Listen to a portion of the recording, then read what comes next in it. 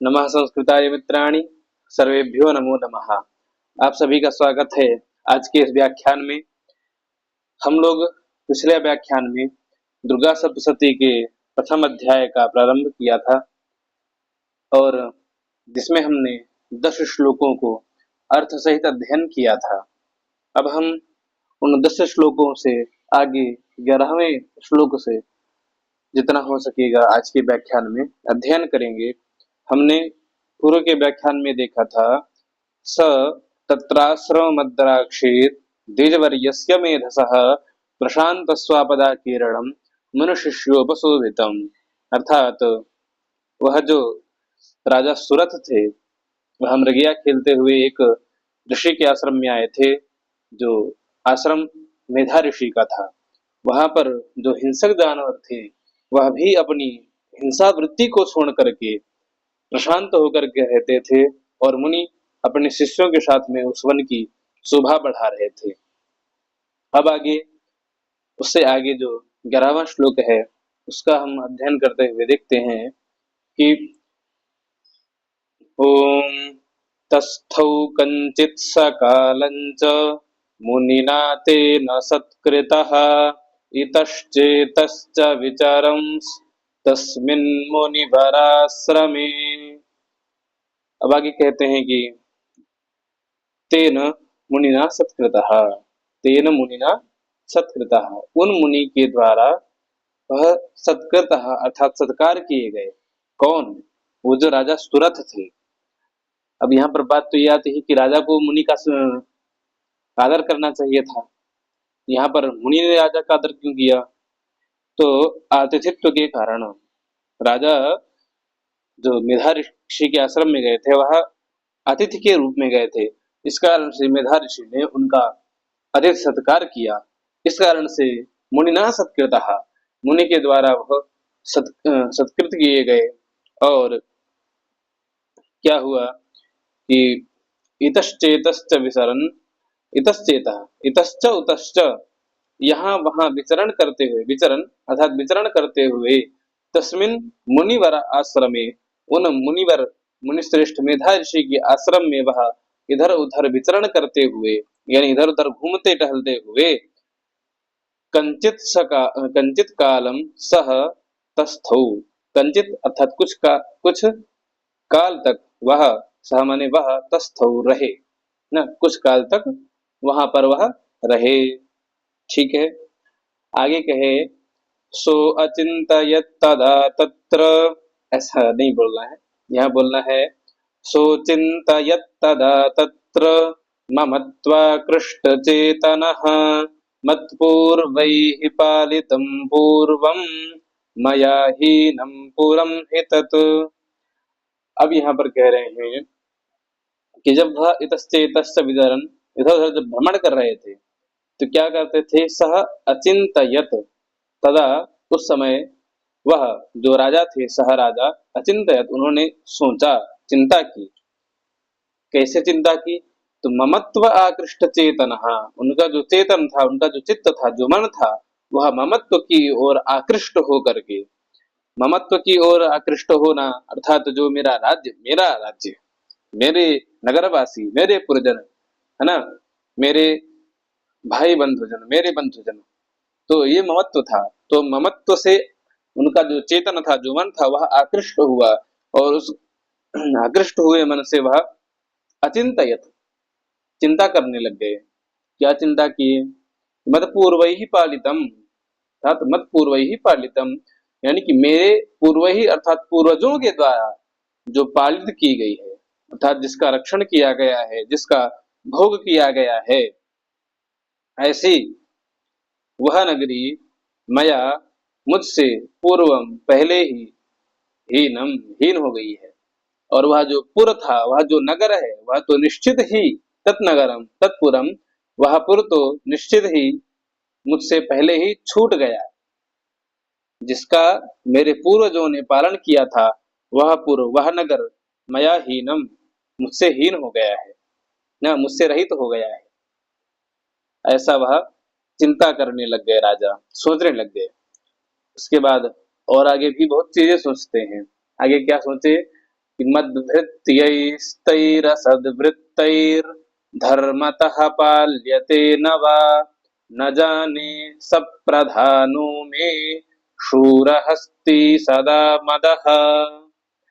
अब यहाँ पर कह रहे हैं मदभृत्यैहि तैहि असद्वृत्तैहि न तैहि उन मेरे मद माने मेरे भृत्यैहि नौकरों के द्वारा अर्थात जो मेरे मंत्री थे अर्थात मेरे नौकरी थे, तो उन मेरे भृत्य यानी जो नौकर हैं उन नौकरों के द्वारा जो असदवृत्त थे, असदाचारी थे, जो दुर्गुणी थे, उन दुर्गुणी व्यक्तियों के द्वारा वह जो मेरा पुर है वह धर्मतः पाल्यते न वा, धर्म पूर्वक उनके द्वारा पालन हो रहा है या नहीं।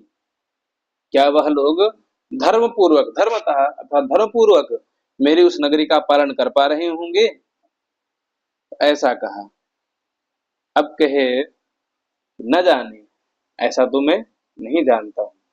न जाने सब प्रधानु में शूर हस्ती सदा मदः, मैं नहीं जानता कि वह सामान्य वह जो मेरा मैं माने मेरा प्रधान, जो मेरा प्रधान हस्ती था, हस्ती माने हाथी, जो मेरा शूर हाथी था न, सूरवीर हाथी था, जो सदा अपने मद में रहने वाला था, है ना, ऐसा वह मद युक्त मेरा हाथी न, मद की वर्षा करने वाला और शूरवीर जो मेरा हाथी है, जैसे जो हाथी होते हैं जब वह जवान होते हैं तो उनके कानों के पास से मदजल गिरता है, तो वह अपनी जवानी की चरम सीमा पे होते हैं। जिन हाथियों के कान के पास से मदजल गिरता है वह अपनी चरम सीमा पे होते हैं, है ना, यानी उनकी 18-19 साल वाली जवानी झलकती है, ठीक है। तो ऐसा जो मेरा मदजल की वर्षा करने वाला सूर हस्ती यानी कि बहुत ही बलशाली हाथी था, न जाने वह कैसा होगा ना, मैं नहीं जानता हूं कि वह कैसा है, ठीक है। अब आगे कहे कि और क्या होगा, तो मम वैरिव संयातः कान भोगानुपलप्स्यते ये ममानुगता नित्यं प्रसाद धन भोजनैः। अब कह रहे हैं कि वह जो सूरवीर मेरा हाथी था वह मम वैरिव संयातः, मेरे मम माने मेरे वैरी अर्थात शत्रुओं के वश में यातः माने चला गया ना, इणगतौ धातु से शायद यातः शब्द निष्पन्न होगा।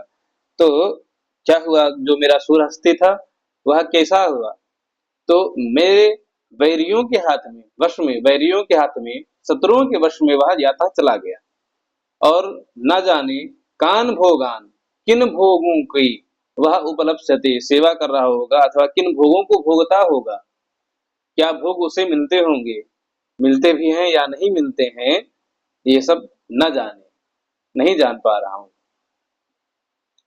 अब आगे कहे ये मम अनुगता नित्यम प्रसाद धन भोजन ही। अब आगे कहे कि जो लोग ये माने जो लोग मम जो मेरे अनुगत थे, जो मेरे पीछे पीछे चलते थे, नित्यम नित्य किस लिए नीते पीछे पीछे चलते थे, तो प्रसाद मेरी प्रसन्नता के लिए और धन पाने के लिए और भोजन पाने के लिए, है ना, भोजन पाने के लिए, प्रसाद प्रसन्नता पाने के लिए, धन पाने के लिए और भोजन पाने के लिए, ये माने जो लोग नित्यम नित्य ही मम अनुगता मेरे अनुगत होते थे, मेरे पीछे पीछे चलते थे, अब निश्चय ही वह मेरे वैरियों के अनुगत होंगे, मेरे वैरियों के पीछे पीछे चलेंगे। वही बात आगे कहेंगे कि अनुवृत्तिम ध्रुवम तेद्य कुर्वन्त्यन्यमहीभृताम् असम्यग् व्ययशीलैस्तैः कुर्वद्भिः सततं व्ययम्। अब कह रहे हैं कि ते यानी कि जो ममानुगता, ये ममानुगता ते अद्य वो आज, ध्रुवम अर्थात निश्चित रूप से, ध्रुव अर्थात निश्चित रूप से, अन्य महीभृताम अनुवृत्तिम कुर्वन्ति, अन्य अर्थात दूसरे, महीभृताम अर्थात राजाओं की अनुवृत्ति अर्थात उनके पीछे पीछे चलना कुर्वन्ति करते होंगे, अर्थात उनका निश्चय ही अनुसरण करते होंगे अब दूसरे राजाओं का, है ना। ध्रुवम निश्चित ही वे आज अन्य महिभृताम अर्थात राजाओं का अनुवृत्तिम अनुसरण कुर्वन्ति करते होंगे, ठीक है। और वो राजा कैसे हैं, तो तई ही असम्यक व्ययशीलैः, वह क्या है, असम्यक व्यय करते हैं, व्यय करने में ही शील है, व्यय करने का ही स्वभाव है जिनका, ऐसे व्ययशीलैः तैः असम्यक महीभृता भी न, जो असम्यक है, जो सदाचारी नहीं है, दुराचारी है, वह दुष्ट लोग हैं, वह राजा क्या है, व्ययशील है, अपव्ययी है ना, व्यर्थ का पैसा बर्बाद करते रहते हैं। और सततम व्ययम कुर्वद्भिः, सततम निरंतर व्ययम अर्थात अपव्यय को करने वाले उन राजाओं की निश्चित रूप से मेरे जो अनुसरण करने वाले थे आज अन्य महिभृताओं का अनुसरण करते होंगे, ठीक है। अब कह रहे हैं यहाँ पर एक बात और कहे कि सततम व्ययम कुर्वद्भिः, उन लोगों के द्वारा सतत व्यय किया जा रहा है, तो सतत व्यय होगा और आप की आय कुछ नहीं होगी तो क्या होगा, तो आगे कहे कि संचितः सह अति दुख संचितः सोति दुःखेन क्षयं कोशो गमिष्यति एतच्चान्यच्च सततं चिंतयामास पार्थिवः। अब उन राजा ने सोचा कि तैहि असम्यक व्ययशीलैः सततम निरंतरम व्ययम कुर्वद्भिः, वह तो निरंतर व्यय कर रहे होंगे, तो उससे क्या होगा कि जो कोष है, जो कोष मैंने इकट्ठा किया था, वह कोष कैसे इकट्ठा हुआ था, संचिता संचित किया गया था ना, एक एक रुपए पैसे जुड़ करके उस खजाने को भरा भरा गया था, और वह खजाना सह अति दुखेन बहुत ही कष्ट के द्वारा उस कोष को भरा गया था, लेकिन वह कोष निरंतर व्यय होने के कारण क्षयम गमिष्यति, क्षय को प्राप्त हो जाएगा, अर्थात वह मेरा जो कोष है, वह जो खजाना है, वह खाली हो जाएगा ना। ऐसी बात इन्होंने यहाँ पे सोची।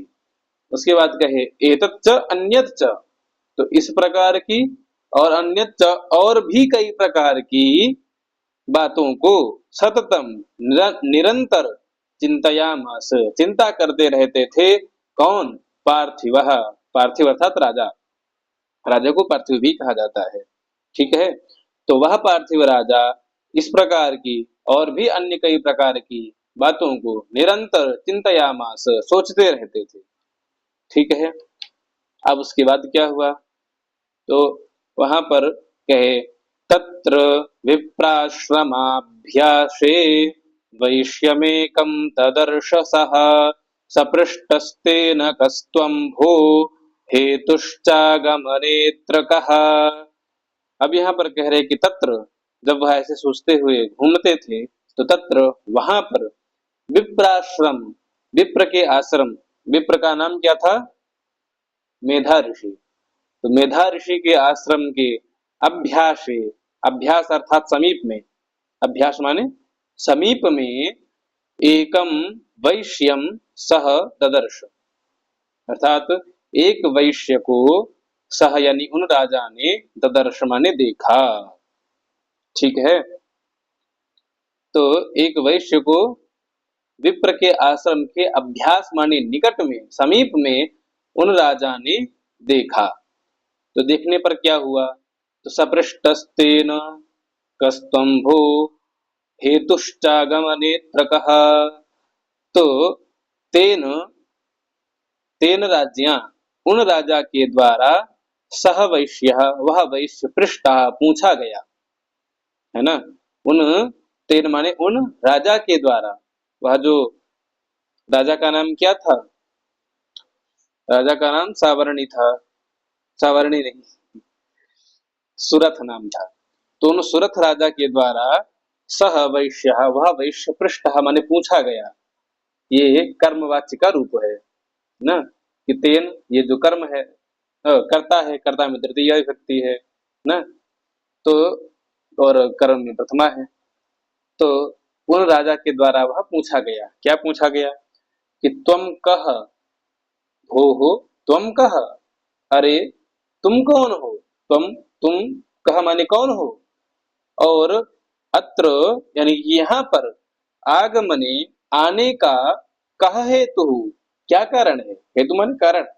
तो अत्र यहाँ पर आगमने आने का कह हेतु यानी क्या कारण है, ऐसा जब उन्होंने पूछा तब और भी आगे कहते हैं कि सशोक इव कस्मात् त्वं दुर्मना इव लक्ष्यसे इत्याकर्ण्यवचस्तस्य भूपते प्रणयोदितम्। अब यहाँ पर कह रहे हैं कि सशोक इव कस्मात् त्वं, त्वं कस्मात् अर्थात तुम किस कारण से, सशोक इव अर्थात शोक के साथ दिख रहे हो, अर्थात शोकग्रस्त लग रहे हो, है ना। तुम शोकग्रस्त क्यों लग रहे हो, कस्मात क्यों लग रहे हो, और दुर्मना इव लक्ष्यसे अर्थात तुम्हारा मन भी दुर्बल हो गया है, अर्थात तुम अनमने से दिखाई दे रहे हो, तुम्हारा मन नहीं लग रहा है ना। ऐसे तुम लक्ष्य से ऐसे लक्षित हो रहे हो, ऐसे दिखाई पड़ रहे हो कि तुम शोक के साथ में हो, और दुर्मना अर्थात तुम्हारा मन बहुत बेकार है, विचलित है, इस तरह से क्यों दिखाई दे रहे हो। तो इति आकर्ण्य ऐसा आकर्ण्य माने सुन करके, तस्य भूपते हे वचः उन भूपति अर्थात उन राजा के वचः वचन को सुन करके, है ना। इति आकर्ण्य, आकर्ण्य माने सुन करके, प्रणय उदितम उसने प्रणति पूर्वक अर्थात आदर पूर्वक ना झुक करके प्रणय उदित किया, अपना प्रणाम प्रदान किया, महाराज को प्रणाम किया, ठीक है। और फिर सवैश्य उसके बाद कहे कि प्रत्युवाच सतम वैश्यः प्रश्रय वनतो नृपम। अब कहे कि स वैश्यः तम प्रति उवाच, वह जो वैश्य था, स वैश्यः वह वैश्य था, वह तम राजानम प्रति उन राजा के प्रति उवाच बोला, कैसे बोला, तो प्रश्रय वनतः नृपम, अवनतः अर्थात सिर को झुका करके, प्रश्रय आदर पूर्वक, नृपम अर्थात नृप से उसने प्रत्युवाच बोला, क्या बोला, तो कहे कि वैश्य उवाच, वैश्य उवाच उस वैश्य ने कहा, क्या कहा कि समाधिर्नाम वैश्योहम उत्पन्नो धनिनांकुले पुत्रदारैर्निरस्तश्च धनलोभादसाधुभिः। अब विहीनश्च धनैर्दारैः पुत्रैरादाय मे धनम्। अब यहाँ पर कहा 21वें श्लोक में उसने कि हम अर्थात ये जो अवग्रह है इसको पढ़ते हैं, तो अहम वैश्य, मैं वैश्य हूं, और समाधिर नाम समाधि मेरा नाम है। वैश्य का नाम क्या है, समाधि, राजा का नाम क्या है, सुरथ, मुनि का नाम क्या है, मेधा, ठीक है। तो अहम वैश्य नाम समाधि ही, मेरा नाम समाधि है, और मैं धनिनाम कुले उत्पन्न, धनियों के कुल में अर्थात अमीरों के कुल खानदान में उत्पन्न हुआ हूं, है ना। अपना परिचय बताया कि मैं अमीर कुल में उत्पन्न हुआ हूं, ठीक है। उसके बाद अपनी व्यथा बताने लग गया, ये तो उसका परिचय हो गया। अब उसके बाद अपनी व्यथा बताएगा, कहा कि पुत्रदारैर्निरस्तश्च धनलोभात् असाधुभिः विहीनश्च धनैर्दारैः पुत्रैः आदाय मे धनम्। अब कह रहे हैं कि असाधुभिः पुत्रदारैः निरस्तः अर्थात असाधु या लोभाद में दा हलंत होगा और इसमें आ होगा, तो असाधु भी अर्थात जो दुष्ट मेरे पुत्र और दारा, दारा माने पत्नी, जो मेरे पुत्र और दारा हैं, पत्नी हैं, उनके द्वारा मैं निरस्त कर दिया गया, निरस्त करना अर्थात घर से निकाल दिया गया हूँ, है ना। उसने क्या कहा कि मैं अपनी स्त्री और पुत्रों के द्वारा घर से निकाल दिया गया हूँ। और किस कारण से निकाल दिया गया? तो धन लोभात। अब भाई मैं अमीर था, तो मेरे धन का लोभ मेरे पुत्र और स्त्री को हो गया, है ना। मेरे पुत्र और स्त्री को धन का लोभ हो गया। उस धन के लोभ के कारण मेरे पुत्र और स्त्री ने मुझे घर से निरस्त कर दिया, निकाल दिया। ठीक है। और क्या कहे कि विहीनश्च धनैर्दारैः, धन से विहीन हो करके दारा और पुत्र, है ना, दारा और पुत्रों ने मैं अर्थात मेरा धनम आदाय, मेरा धन ले लिया और मैं क्या हुआ, मैं धन से विहीन हो गया, है ना। और यहाँ पर एक और अर्थ भी ले सकते हैं कि मैं धन, दारा और पुत्र इन सबसे विहीन हो गया हूँ। तो इससे अर्थ तो आएगा नहीं। तो कहे कि मैं धन से विहीन हो गया हूँ और दारा और पुत्रों के द्वारा मैं धनम, मेरा धन आदाय ले लिया गया है। ठीक है। ऐसी बात उसने राजा से कही। फिर आगे कहा कि वनम अभ्यागतो दुःखी निरस्तश्चाप्त बंधुभिः सोहम न वेद्मि पुत्राणाम कुशला कुशलात्मिकाम। अब कह रहे हैं कि जब मैं आप्त बंधु भी अर्थात अपने स्वजनों के द्वारा निरस्त कर दिया गया, निकाल दिया गया, है ना।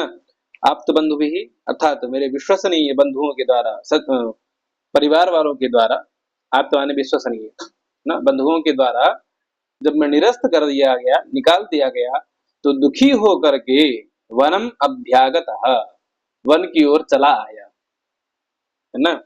वन की ओर चला आया और सह अहम, वह मैं, न वेदमी नहीं जानता हूं। क्या नहीं जानता?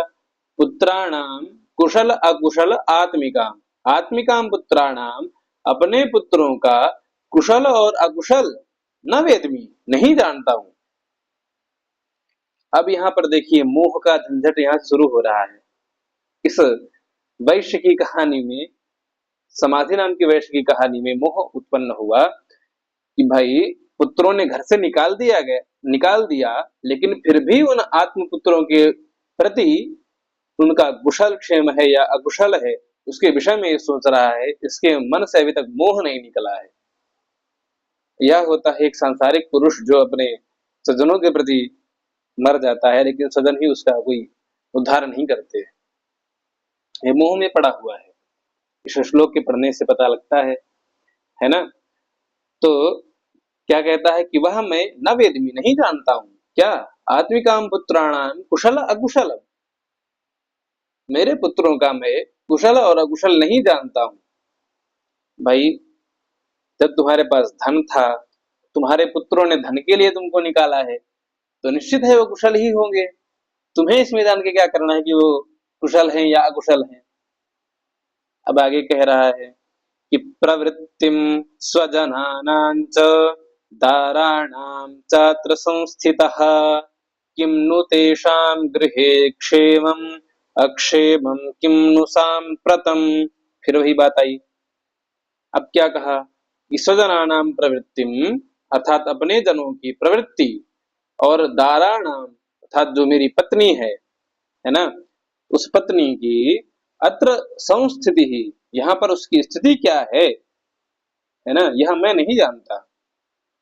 क्या कह रहा है कि यहाँ रहकर मैं इस बात को नहीं जानता कि स्वजना नाम प्रवृत्तिम अर्थात स्वजन जो है, जो मेरे पुत्र इत्यादि हैं, उनकी प्रवृत्ति क्या है, उनकी स्थिति क्या है, और दाराणाम जो संस्थिति ही, जो मेरी पत्नियां हैं, उनकी क्या स्थिति है।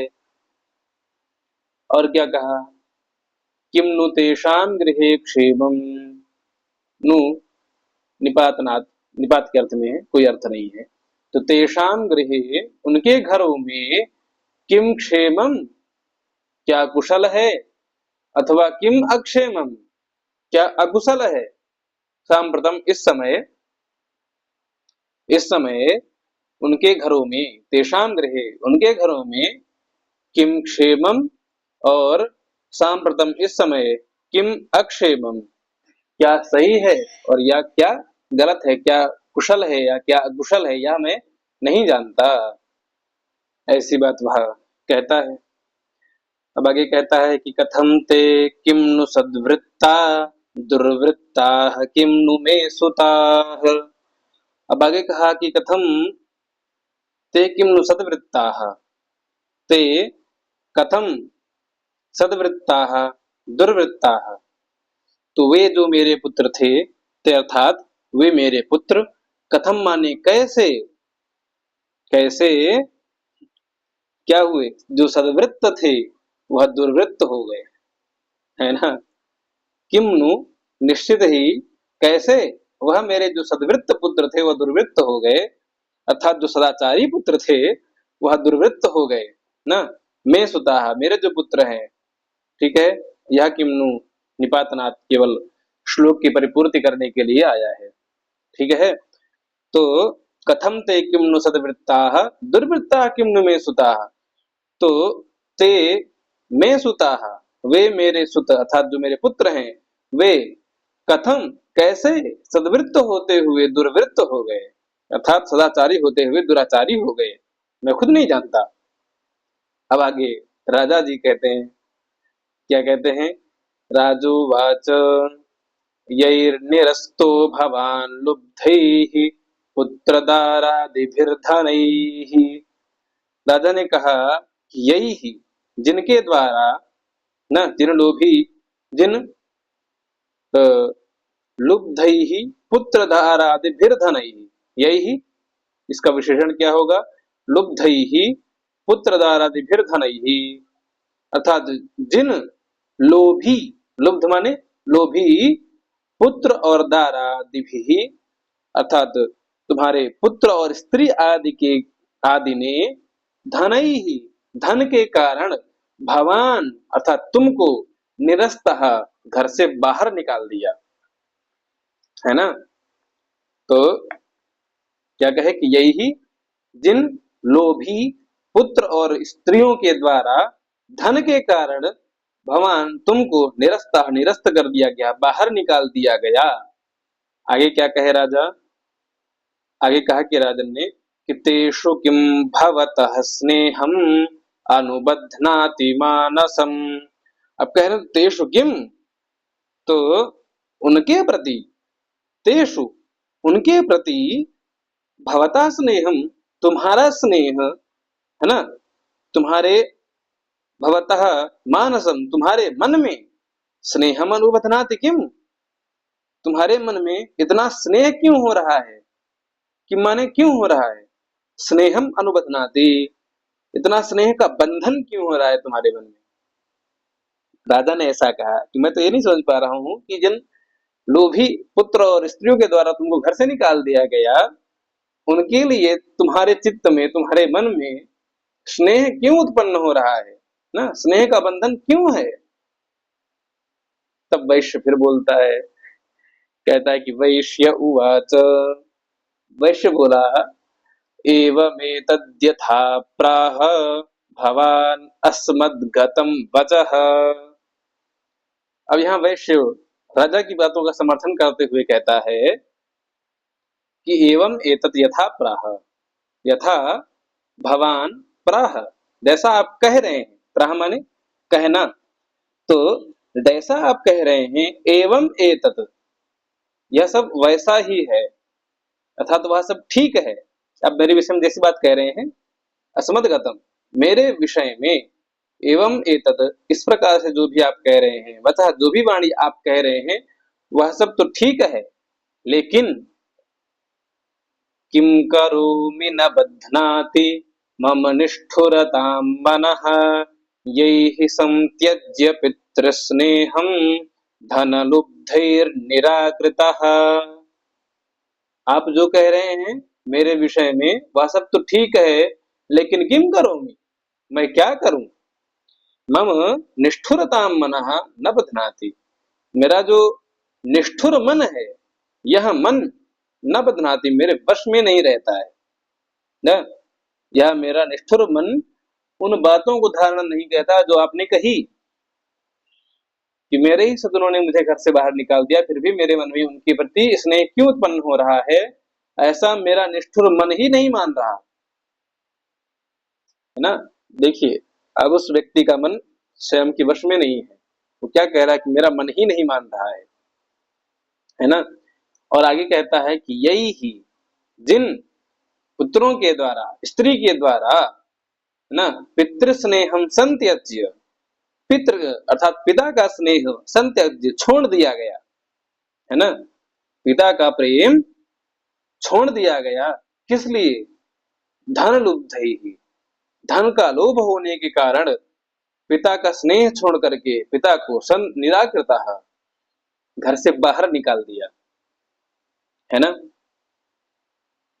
तो आगे कहा, वो खुद इस बात का समर्थन कर रहा है कि मेरे पुत्रों ने मुझे घर से बाहर निकाल दिया, लेकिन मेरा मन फिर भी उनके विषय में ही सोच रहा है कि वो सब कुशल मंगल तो हैं, ठीक है, ऐसी बातें वह सोच रहा है।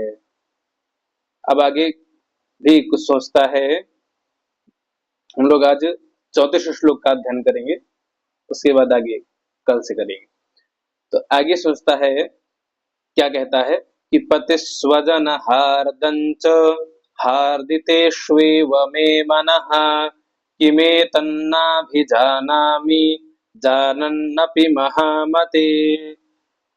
अब कह रहे हैं कि पतिस्वजन हार्दंच हार्दितेष्वेव मे मनः, हे महामते, महामते उनको कहा, राजा को संबोधित करके वैश्य ने कहा, ये हे महामते ना, तेषु वह जो गुणहीन मेरे, है ना, बंधुजन है ना, तो तेषु एवं उनके प्रति मैं मन, जो मेरा मन है वह हार्दी अर्थात आर्त हो रहा है, प्रेम मगन हो रहा है।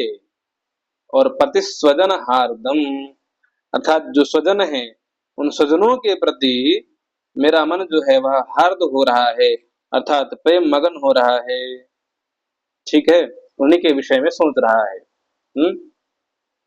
स्वजन का मैं पति हूं, तो मेरा यह जो मन है यह उनके विषय में ही हार्द और हार्दी, यानी बार बार सोच ही रहा है, सोच ही रहा है, उनके बारे में ही सोच रहा है। और बाद भी क्या कहता है वह कि किम एतत् न अभिजानामि, यह क्या है मैं नहीं जानता हूं ना, किम एतत् यह क्या है, जानन्नपि न अभिजानामि, जानते हुए भी नहीं जानता हूं। अब ये कैसे हो सकता है कि जानते हुए भी नहीं जानता हूं, अर्थात वो समझ तो रहा है कि मेरे पितरों ने मुझे धन के लोभ में निकाल दिया, तो मुझे उनकी विषय में चिंता नहीं करनी चाहिए, लेकिन उसका मूर्ख मन, मूढ़ मन फिर भी ना जानने के जैसा व्यवहार कर रहा है कि मैं ऐसा कुछ जानता ही नहीं हूं, मेरे पुत्रों ने मुझे घर से बाहर निकाला है तो मुझे उनके बारे में नहीं सोचना चाहिए, ऐसा मैं जानता ही नहीं हूं। लेकिन वह जानता है और फिर भी नहीं जान रहा है, उसका मन यह मानने से इनकार कर रहा है कि तुम्हें तुम्हारे पुत्रों ने घर से बाहर नहीं निकाला है, तुम भाग कर आए हो, ठीक है। तो जानते हुए भी ना जानने का ढोंग कर रहा है, नाटक कर रहा है जिसे कहते हैं, ठीक है। आगे कह रहा है, यत् प्रेम प्रवणं चित्तम विगुणेष्वपि बंधुषु तेषां कृते मे निश्वासो दौर्मनस्यं च जायते। अब कहते हैं विगुणेष्वपि बंधुषु, उन विगुण होने वाले, विगुण होते हुए भी उन बंधुओं पर मेरा चित्तम, यह जो मेरा चित्त है, यत चित्तम, यह जो मेरा चित्त है, प्रेम प्रवणम, प्रेम की वर्षा कर रहा है ना, वह क्या कर रहा है, प्रेम की वर्षा कर रहा है, प्रवणम वर्षा करना। और तेषाम कृते न, तेषाम कृते उनके लिए, कृते लिए, मैं तद मेरा निश्वास, तद मैं लंबी लंबी सांसें ले रहा हूं, निश्वास करना बहुत लंबी और गहरी सांस लेना फिर छोड़ना निश्वास करना होता है, तो मैं माने मैं बहुत निश्वास, बहुत गहरी और लंबी सांसें ले रहा हूं। और दौर्मनस्यम तजायते, मेरा जो मन है, मनस है, मन है वह क्या है? दौर्मन अर्थात निष्ठुरता को जा रहा है, प्राप्त हो रहा है, लेकिन नहीं हो रहा है। क्यों? कि जानन अपि न जानामि, जानते हुए भी नहीं जान रहा हूँ। अर्थात मैं तो चाहता हूँ कि उनके लिए निष्ठुर हो जाऊं, लेकिन मेरा जो मन है वह दौर्मनस्यम च जायते, वह दुर्मनता को नहीं प्राप्त हो रहा है, लेकिन थोड़ा थोड़ा अब प्राप्त हो रहा है। अब दुर्मनता की ओर वह बढ़ रहा है, जा रहा है ना? कि उनके प्रति अब मेरा मन थोड़ा थोड़ा विकार हो रहा है, विकृत हो रहा है। अब ऐसा उसने कहा। फिर आगे कहा कि करोमि किं यन्न मनस्तेष्वप्रीतिषु निष्ठुरम्। अब आगे कह रहा है कि किम करूंगी, मैं क्या करूं ना, क्या करूं, जिससे, यत माने जिससे, मेरा मन, मनः जो मन है, वह तेषु उनके प्रति अप्रीतिषु निष्ठुरम तजायते न, किम करोमि, क्या करूं, हाँ, क्या करूं कि वह जो मेरा मन है, वह जो मेरा मन है, वह तेसु अर्थात उन स्वजनों के प्रति अप्रीतिषु निष्ठुरम न जायते, अर्थात उनके प्रति मेरी अप्रीति नहीं हो रही है और मेरे मन में निष्ठुर भाव नहीं उत्पन्न हो रहा है। ना है ना, यहाँ पे ना पकड़िएगा, यत और ना को यन न गमो ह्रस्वादि गमुण नित्यम, इस सूत्र के द्वारा ताको ना द्वित हो गया है। तो यत, क्या करूं, किम करूंगी, क्या करूं, यत माने जिससे, क्या हो कि मेरा मन उनके प्रति निष्ठुरता को प्राप्त हो जाए, लेकिन यह तो क्या हो रहा है कि अप्रीतिषु निष्ठुरम मनस्तेषु न, उनके प्रति मेरे मन में ना तो अप्रीति है, ना तो अप्रीति है, और ना ही निष्ठुरता है। तो क्या करूं मैं जिससे मेरा मन उनके प्रति निष्ठुर हो जाए और अप्रीति को प्राप्त हो जाए। उसके बाद आगे मार्कंडेय जी कहना प्रारंभ करेंगे। तो अब मार्कंडेय जी के मार्कंडेय उवाच जो है, यहाँ से हम लोग अग्रिम व्याख्यान में अध्ययन करेंगे। आप सभी लोग अंत तक जुड़े रहे। बहुत बहुत धन्यवाद। नमः संस्कृताय, सर्वेभ्यो नमो नमः।